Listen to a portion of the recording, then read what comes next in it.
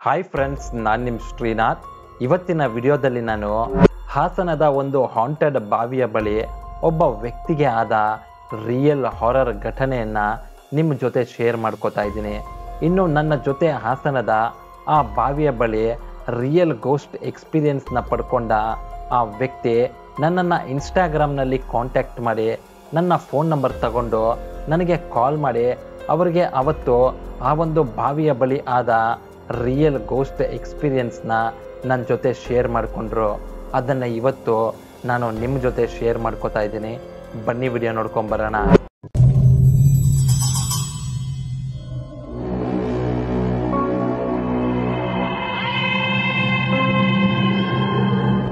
So ಹಾಸನದ ಆ ಒಂದು ಬಾವಿಯ ಬಳಿ ನಿಜವಾದ ಗೋಸ್ಟ್ ಎಕ್ಸ್ಪೀರಿಯನ್ಸ್ನ ಪಡ್ಕೊಂಡ ಆ ವ್ಯಕ್ತಿಯ ಹೆಸರು ಸಂತೋಷ್ ಅಂತ. ಇವರು ಆ ಬಾವಿಯ ಬಳಿ ಅಂಥ ಒಂದು ಘೋರವಾದ ಎಕ್ಸ್ಪೀರಿಯನ್ಸ್ನ ಪಡ್ಕೊಂಡಿದ್ದು 1998ರಲ್ಲಿ. ಈಗ ಸದ್ಯಕ್ಕೆ ಸಂತೋಷ್ ಬೆಂಗಳೂರಿನ ರಾಜಾಜಿನಗರದಲ್ಲಿ ಒಂದು ಕಟಿಂಗ್ ಶಾಪ್ನ ಓನರ್ ಆಗಿದ್ದಾರೆ. ಸೊ ಸಂತೋಷ್ 1998ರಲ್ಲಿ ಸೆಕೆಂಡ್ PUC ಎಕ್ಸಾಮ್ನ ಬರೀತಾರೆ. ಆದರೆ ಸಂತೋಷ್ ಎಕ್ಸಾಮ್ನಲ್ಲಿ ಫೇಲ್ ಆಗ್ತಾರೆ. ಆಗ ಸಂತೋಷ್ ತಂದೆ ತಾಯಿ ಸಂತೋಷ್ ಅವರನ್ನು, ನೀನು ಯಾವುದಕ್ಕೂ ಕೆಲ್ಸಕ್ಕೆ ಬರೋದಿಲ್ಲ, ಓದೋದಕ್ಕೆ ನಿನಗೇನಾಗಿತ್ತು, ಹಾಗೆ ಹೀಗೆ ಅಂತ ತುಂಬ ಬೈದು ಬಿಡ್ತಾರೆ. ಇನ್ನು ಸಂತೋಷ್ ಆ ಬೇಜಾರಿನಲ್ಲೇ ಅವರ ಅಜ್ಜಿಯ ಊರಿಗೆ ಹೊರಟೋಗ್ತಾರೆ.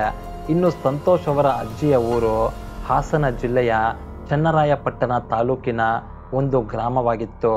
ಆ ಗ್ರಾಮದ ಹೆಸರನ್ನು ಸಂತೋಷ್ ಅವರು ನನ್ನ ಜೊತೆ ಹೇಳ್ಕೊಳ್ಳಿಲ್ಲ. ಇನ್ನು ಸಂತೋಷ್ ಅವರ ಅಜ್ಜಿಯ ಮನೆಯಲ್ಲಿ ಸಂತೋಷ್ ಅವರ ಅಜ್ಜಿ ನಾಗಮ್ಮ, ತಾತ ಮುನಿಯಪ್ಪ ಮತ್ತು ಅವರ ಮಾವ ಅಂದರೆ ಸಂತೋಷ್ ತಾಯಿಯ ತಮ್ಮ ಶಂಕರ, ಇವರು ಮೂವರು ಮಾತ್ರ ಇರ್ತಾರೆ. ಸಂತೋಷ್ ಅವರ ಅಜ್ಜಿಯ ಊರಿಗೆ ಹೋಗಿ, ನಾನು ಎಕ್ಸಾಮ್ನಲ್ಲಿ ಫೇಲ್ ಆಗೋದೆ, ಅದಕ್ಕೆ ಅಪ್ಪ ಅಮ್ಮ ಬೈದರು, ಅದಕ್ಕೆ ಬೇಜಾರಲ್ಲಿ ಬಂದುಬಿಟ್ಟೆ ಅಂತ ಹೇಳ್ತಾನೆ. ಅದನ್ನು ಕೇಳಿಸ್ಕೊಂಡು ಅವರ ಅಜ್ಜಿ ತಾತ ಕೂಡ, ಹಾಗೆಲ್ಲ ಬರೋದು ತಪ್ಪು, ಯಾಕೆ ಬಂದಿದ್ದು, ಅದು ಇದು ಅಂತ ಸ್ವಲ್ಪ ಬುದ್ಧಿವಾದ ಹೇಳ್ತಾರೆ.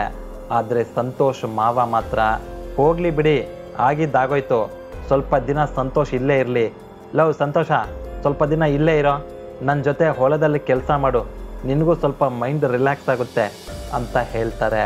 ಅದಕ್ಕೆ ಸಂತೋಷ್, ಆಯಿತು ಮಾಮ, ನಾನು ನಿನ್ನ ಜೊತೆನೇ ಕೆಲಸ ಕಲಿತೀನಿ ಅಂತ ಹೇಳಿ ಅಲ್ಲೇ ಸ್ವಲ್ಪ ದಿನ ಇದ್ದು ಬಿಡ್ತಾನೆ. ಹೀಗೆ ಒಂದು 10 ದಿನ ಕಳೆದೋಗುತ್ತೆ. ಡೈಲಿ ಸಂತೋಷ್ ಅವರ ಮಾವನ ಜೊತೆನೆ ಹೊಲಕ್ಕೆ ಹೋಗೋದು, ಅಲ್ಲಿ ಹೊಲದ ಕೆಲಸ ಮಾಡೋದು, ಸಂಜೆ ಮತ್ತೆ ವಾಪಸ್ ಮನೆಗೆ ಬರೋದು, ಈ ರೀತಿ ಮಾಡ್ತಾ ಇರ್ತಾರೆ. ಆದರೆ ಒಂದು ದಿನ ಸಂತೋಷ್ ಅವರ ಮಾವ ಸಂತೋಷನ ಜೊತೆ, ಇವತ್ತು ನನಗೆ ಹೊಲದಲ್ಲಿ ತುಂಬ ಕೆಲಸ ಇದೆ, ನಾನು ಬೆಳಗ್ಗೆ ಬೇಗ ಹೊಲಕ್ಕೆ ಹೋಗ್ತೀನಿ, ನೀನು ಸಂಜೆ ಒಂದು 5 ಗಂಟೆ ಹಂಗೆ ಹೊಲಕ್ಕೆ ಬಾ ಅಂತ ಹೇಳಿ ಹೋಗಿರ್ತಾರೆ. ಅದೇ ರೀತಿಯೇ ಸಂತೋಷ್ ಅವತ್ತು ಸಂಜೆ ಸುಮಾರು 5 ಗಂಟೆಗೆ ಹೊಲದ ಕಡೆಗೆ ಹೊರಡ್ತಾನೆ. ಇನ್ನು ಸಂತೋಷ್ ಅವರ ಮಾವ ಕೆಲಸ ಮಾಡ್ತಾ ಇದ್ದ ಆ ಹೊಲಕ್ಕೆ ಹೋಗೋ ದಾರಿಯಲ್ಲಿ ಒಂದು ಹಳೆಯ ಕಾಲದ ಬಾವಿ ಇರುತ್ತೆ. ಮತ್ತೆ ಆ ಬಾವಿಯ ಪಕ್ಕದಲ್ಲಿ ಒಂದು ಚಿಕ್ಕ ಮೋಟಾರ್ ಮನೆ, ಮತ್ತೆ ಅಲ್ಲೇ ಪಕ್ಕದಲ್ಲಿ ಒಂದು ದೊಡ್ಡ ಆಲದ ಮರ ಇರುತ್ತೆ. ಇನ್ನು ಆ ಹೊಲಕ್ಕೆ ಹೋಗಬೇಕು ಅಂದರೆ ಆ ಬಾವಿ ಇರೋ ದಾರಿಯಲ್ಲೇ ಹೋಗಬೇಕು, ಬೇರೆ ದಾರಿ ಅನ್ನೋದೇ ಇರಲಿಲ್ಲ. ಹೀಗೆ ಸಂತೋಷ್ ಆ ದಾರಿಯಲ್ಲಿ ಬರ್ತಾ ಇರುವಾಗ ಇದ್ದಕ್ಕಿದ್ದಂತೆ ವಾತಾವರಣ ಚೇಂಜ್ ಆಗೋಗುತ್ತೆ. ಕಪ್ಪು ಬಣ್ಣದ ಮೋಡಗಳು ಕವಿಯುತ್ತೆ, ಗುಡುಗು ಮಿಂಚು ಸಹಿತ ಜೋರಾದ ಮಳೆ ಬೀಳೋದಕ್ಕೆ ಸ್ಟಾರ್ಟ್ ಆಗುತ್ತೆ. ಆಗ ಸಂತೋಷ್ ಬೇರೆ ದಾರಿ ಇಲ್ಲದೆ ಆ ಆಲದ ಮರದ ಕೆಳಗೆ ನಿಂತ್ಕೋತಾನೆ. ಈ ರೀತಿ ಸಂತೋಷ್ ಸುಮಾರು ಹೊತ್ತು ಆ ಆಲದ ಮರದ ಕೆಳಗೇನೆ ನಿಂತ್ಕೊಂಡಿರ್ತಾನೆ. ಹೀಗೆ ಸಂಜೆ 6:30 ಆಗೋಗುತ್ತೆ. ಕಪ್ಪು ಬಣ್ಣದ ಮೋಡಗಳು ಇದ್ದದ್ದರಿಂದ 6:30ಗೆಲ್ಲ ತುಂಬ ಕತ್ತಲಾಗೋಗುತ್ತೆ. ಆಗ ಸಂತೋಷ್ ಊಹಿಸೋದಕ್ಕೂ ಕೂಡ ಆಗದ ಒಂದು ಭಯಂಕರವಾದ ಘಟನೆ ನಡೆದು ಹೋಗುತ್ತೆ.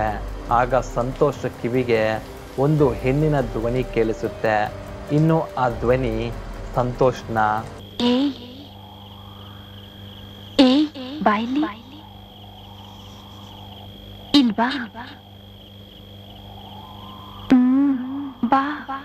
ಅಂತ ಕರೆಯುತ್ತೆ. ಆಗ ಸಂತೋಷ್, ಯಾರದು ನನ್ನ ಕರೀತಾ ಇರೋದು ಅಂತ ಆ ಕಡೆ ಈ ಕಡೆ ಎಲ್ಲ ನೋಡ್ತಾನೆ. ಆದರೆ ಸುತ್ತಮುತ್ತ ಯಾರೂ ಇರೋದಿಲ್ಲ. ಮತ್ತೆ ಸಂತೋಷ್ನ ಆ ಹೆಣ್ಣಿನ ಧ್ವನಿ, ಬಾಯ್ಲಿ ಇಲ್ವಾ ಬಾ ಅಂತ ಕರೆಯುತ್ತೆ. ಆಗ ಸಂತೋಷ್ ತುಂಬ ಸೂಕ್ಷ್ಮವಾಗಿ ಆ ಧ್ವನಿ ಎಲ್ಲಿಂದ ಬರ್ತಾ ಇದೆ ಅಂತ ಗಮನಿಸಿದಾಗ ಆ ಧ್ವನಿ ಸಂತೋಷ್ ನಿಂತ್ಕೊಂಡಿದ್ದ ಆಲದ ಮರದ ಎದುರಿಗಿದ್ದ ಹಳೆಯ ಬಾವಿಯ ಒಳಗಿಂದ ಬರ್ತಾ ಇತ್ತು. ಫ್ರೆಂಡ್ಸ್, MV Pro Act ಅವರ ಫೇಸ್ ವಾಶ್ ರೇಡಿಯನ್ಸ್ ಸೆರಮ್ನ ನೀವು ಬಳಸಿದ್ರೆ ಮೊಡವೆ, ಡಾರ್ಕ್ ಸರ್ಕಲ್, ಆಯಿಲಿ ಸ್ಕಿನ್, ನಿಮ್ಮ ಮುಂತಾದ ಸ್ಕಿನ್ ಪ್ರಾಬ್ಲಮ್ಸ್ ದೂರವಾಗಿ ನಿಮ್ಮ ಫೇಸ್ ಗ್ಲೋ ಆಗುವಂತೆ ಮಾಡುತ್ತೆ. ಇವರ ಸನ್ಸ್ಕ್ರೀನ್ನ ಯೂಸ್ ಮಾಡಿದ್ರೆ ಪ್ರಿಮೆಚ್ಯೂರ್ ಏಜಿಂಗ್, ಸನ್ಬರ್ನ್, ಸೂರ್ಯನ ಹಾನಿಕಾರಕ UV ಕಿರಣಗಳನ್ನು ತಡೆಗಟ್ಟಬಹುದು. ಹೊರಗಡೆ ಹೋಗೋದಕ್ಕೂ ಮುಂಚೆ ಇದನ್ನ ಒಮ್ಮೆ ಯೂಸ್ ಮಾಡಿದ್ರೆ ಸಾಕು. ಇದರಲ್ಲಿ ನ್ಯಾಚುರಲ್ ಇಂಗ್ರೀಡಿಯೆಂಟ್ಸ್ಗಳನ್ನು ಮಾತ್ರ ಬಳಸಲಾಗಿದೆ. ಇದು Amazon, Flipkart, MV Pro Act ವೆಬ್ಸೈಟ್ನಲ್ಲಿ ಲಭ್ಯವಿದೆ.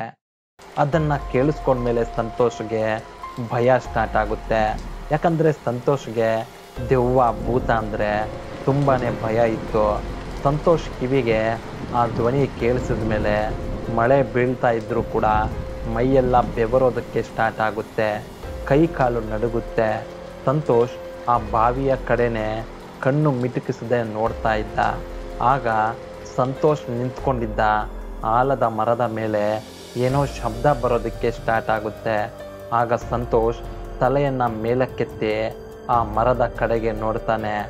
ಆ ದೃಶ್ಯವನ್ನ ಕಂಡು ಸಂತೋಷ್ ನಾನಿನ್ನು ಸತ್ತೋಗ್ತೀನಿ ಅಂತ ಅನ್ಕೊಂಡಿದ್ದ. ಸಂತೋಷ್ಗೆ ಆ ಮರದಲ್ಲಿ ಯಾವುದೋ ಒಂದು ಆಕೃತಿ ಕೂತ್ಕೊಂಡು ಮರದ ಕೊಂಬೆಗಳನ್ನು ಆಡಿಸ್ತಾ ಇರೋ ರೀತಿ ಕಾಣಿಸುತ್ತೆ. ಸಂತೋಷ್ ಆ ಆಕೃತಿಯನ್ನೇ ನೋಡ್ತಾ ಹಾಗೆ ಗರ ಬಡಿದವನ ಹಾಗೆ ನಿಂತು ಬಿಡ್ತಾನೆ. ಆಗ ಆ ಆಕೃತಿ ನಿಧಾನಕ್ಕೆ ಆ ಮರದ ಮೇಲ್ತುದಿಯನ್ನು ಹತ್ತಿ ಅಲ್ಲಿಂದ ಆ ಬಾವಿಗೆ ಹಾರುತ್ತೆ. ಆ ಆಕೃತಿ ಬಾವಿಗೆ ಬಿದ್ದ ತಕ್ಷಣ ಒಳಗಿಂದ ನೀರು ಆಚೆ ಚಿಮ್ಮುತ್ತೆ. ಮತ್ತೆ ಯಾರೋ ಒಬ್ಳು ಮಹಿಳೆ ತುಂಬ ಜೋರಾಗಿ ಕಿರುಚಾಡುವ ಶಬ್ದ ಆ ಬಾವಿಯ ಒಳಗಿಂದ ಬರುತ್ತೆ. ಅದನ್ನು ಕೇಳಿಸ್ಕೊಂಡ್ಮೇಲೆ ಸಂತೋಷ್ ಇನ್ನೂ ನಾನು ಇಲ್ಲೇ ಇದ್ದರೆ ನಾನು ಗ್ಯಾರಂಟಿ ಸತ್ತೋಗ್ತೀನಿ ಅಂತ ಮಾವ ಕೆಲಸ ಮಾಡ್ತಾ ಇದ್ದ ಹೊಲದ ಕಡೆಗೆ ಹೊರಡ್ತಾನೆ. ಆದರೆ ಸಂತೋಷ್ ಇನ್ನೇನು ಹೊಲದ ಕಡೆಗೆ ಓಡೋಗ್ಬೇಕು ಅನ್ನುವಷ್ಟರಲ್ಲೇ ಆ ಕಡೆಯಿಂದ ಅವರ ಮಾವ ಹೊಲದಲ್ಲಿ ಕೆಲಸ ಮುಗಿಸಿ ಗಡಾರಿ ಮತ್ತೆ ಚನಕೆಯನ್ನು ಕೈಯಲ್ಲಿ ಹಿಡ್ಕೊಂಡು ಬರ್ತಾ ಇರ್ತಾರೆ. ಸಂತೋಷ್ನ ನೋಡಿ ಅವರ ಮಾವ ಶಂಕರ, ಯಾಕೋ ಇಲ್ಲಿ ನಿಂತ್ಕೊಂಡಿದ್ಯಾ, ಈ ಜಾಗಕ್ಕೆ ಯಾಕೋ ಬರೋದಕ್ಕೆ ಹೋದೆ ಅಂತ ಕೇಳ್ತಾರೆ. ಆದರೆ ಸಂತೋಷ್ ಬಾಯಿಂದ ಮಾತೆ ಆಚೆ ಬರೋದಿಲ್ಲ. ಆಗ ಶಂಕರ ಸಂತೋಷ್ ಹತ್ರ ಹೋಗಿ ನೋಡಿದಾಗ ಸಂತೋಷ್ ಭಯದಲ್ಲಿ ಗಡಗಡ ಅಂತ ನಡುಕ್ತಾ ಇದ್ದ. ಅದನ್ನು ನೋಡಿ ಸಂತೋಷ್ ಅವರ ಮಾವ ಶಂಕರಗೆ ಅರ್ಥ ಆಗುತ್ತೆ ಏನೋ ನಡೆದಿದೆ ಅಂತ. ತಕ್ಷಣ ಸಂತೋಷ್ನ ಶಂಕರ ಜೋರಾಗಿ ಅಲ್ಲಾಡಿಸಿ, ಲೋ ಬಾಯ್ ಬಿಡೋ, ಏನಾಯ್ತೋ ನಿನಗೆ, ಕರೆಕ್ಟಾಗಿ ಹೇಳೋ ಅಂತ ಕೇಳ್ತಾನೆ. ಆಗ ಸಂತೋಷ್ ನಡೆದ ಎಲ್ಲ ವಿಷಯವನ್ನ ಶಂಕರಗೆ ಹೇಳ್ತಾನೆ. ಆಗ ಸಂತೋಷ್ ಅವರ ಮಾವ ಶಂಕರ, ಅಯ್ಯೋ ಎಂಥ ತಪ್ಪು ಮಾಡಿಬಿಟ್ಟೆ, ನಿನ್ನನ್ನು ಇಲ್ಲಿಗೆ ಬಾ ಅಂತ ಹೇಳಿದ್ದೆ ತಪ್ಪಾಯಿತು, ಅದು 5 ಗಂಟೆಗೆ ಬಾ ಅಂತ ಹೇಳಿದ್ನಲ್ವಾ, ಅದೇ ನಾನು ಮಾಡಿದ ದೊಡ್ಡ ತಪ್ಪು, ಛೇ ಎಂಥ ಕೆಲಸ ಆಗೋಯ್ತು, ಬೇಗ ಬಾ ಮನೆಗೆ ಹೋಗೋಣ ಅಂತ ಸಂತೋಷ್ನ ಅವರ ಮಾವ ಮನೆಗೆ ಕರ್ಕೊಂಡು ಹೋಗ್ತಾರೆ. ಮನೆಗೆ ಹೋದ ನಂತರ ಶಂಕರ ಎಲ್ಲ ವಿಷಯವನ್ನು ಅವರ ತಂದೆ ತಾಯಿಗೆ ಹೇಳಿ ಬೆಂಕಿಯಲ್ಲಿ ಕಾಯಿಸಿರೋ ಕುಡ್ಲನ್ನು ನೀರಲ್ಲಿ ಹಾಕಿ ಆ ನೀರನ್ನು ಸಂತೋಷ್ಗೆ ಕುಡಿಸ್ತಾರೆ. ನಂತರ ಶಂಕರ, ನೋಡು ಸಂತೋಷ್, 12 ವರ್ಷಗಳ ಹಿಂದೆ ಗಂಡನ ಜೊತೆ ಜಗಳ ಮಾಡಿಕೊಂಡು ಒಬ್ಳು ಹೆಂಗಸು ಆ ಬಾವಿಯಲ್ಲಿ ಬಿದ್ದು ಸತ್ತೋದ್ಲು. ಆಗ್ಲಿಂದ ಆ ಬಾವಿ ಹತ್ರ ಎಲ್ರಿಗೂ ವಿಚಿತ್ರವಾದ ಅನುಭವಗಳಾಗಿದೆ. ಸಂಜೆ 5 ಗಂಟೆ ಮೇಲೆ ಯಾರೂ ಆ ಜಾಗದ ಕಡೆಗೆ ಹೋಗೋದಿಲ್ಲ. ನಾನು ಮರ್ತೋಗಿ ನಿನ್ನನ್ನು ಬಾ ಅಂತ ಹೇಳಿಬಿಟ್ಟೆ, ನನ್ನನ್ನು ಕ್ಷಮಿಸು ಅಂತ ಹೇಳ್ತಾರೆ. ಇದು ಸಂತೋಷ ಜೀವನದಲ್ಲಿ ನಿಜವಾಗಲೂ ನಡೆದ ಒಂದು ಹಾರರ್ ಘಟನೆ. ನಿಮಗೂ ಕೂಡ ಇದೇ ರೀತಿ ಎಕ್ಸ್ಪೀರಿಯನ್ಸ್ ಆಗಿದ್ದರೆ ಅದನ್ನು ನೀವು ನನ್ನ ಜೊತೆ ಶೇರ್ ಮಾಡ್ಕೋಬಹುದು. ನಿಮ್ಮ ಸ್ಟೋರಿನ ನಾನು ಈ ನಿಮ್ಮ ಚಾನಲ್ನಲ್ಲಿ ಎಲ್ಲರ ಜೊತೆ ಶೇರ್ ಮಾಡ್ಕೋತೀನಿ. ಸೊ ಫ್ರೆಂಡ್ಸ್, ಇದು ಇವತ್ತಿನ ರಿಯಲ್ ಹಾರರ್ ಸ್ಟೋರಿಯಾಗಿತ್ತು. ನಿಮಗೇನಾದರೂ ಈ ವಿಡಿಯೋ ಇಷ್ಟ ಆಗಿದ್ದರೆ ದಯವಿಟ್ಟು ಈ ವಿಡಿಯೋನ ತಮ್ಮ ವಾಟ್ಸಪ್ ಗ್ರೂಪ್ನಲ್ಲಿ ಶೇರ್ ಮಾಡಿ. ಮತ್ತೊಂದು ರಿಯಲ್ ಹಾರರ್ ಸ್ಟೋರಿಯೊಂದಿಗೆ ನಿಮ್ಮನ್ನು ಮುಂದಿನ ವಿಡಿಯೋದಲ್ಲಿ ಭೇಟಿ ಮಾಡ್ತೀನಿ. ವಿಡಿಯೋ ನೋಡಿದ್ದಕ್ಕೆ ಧನ್ಯವಾದಗಳು.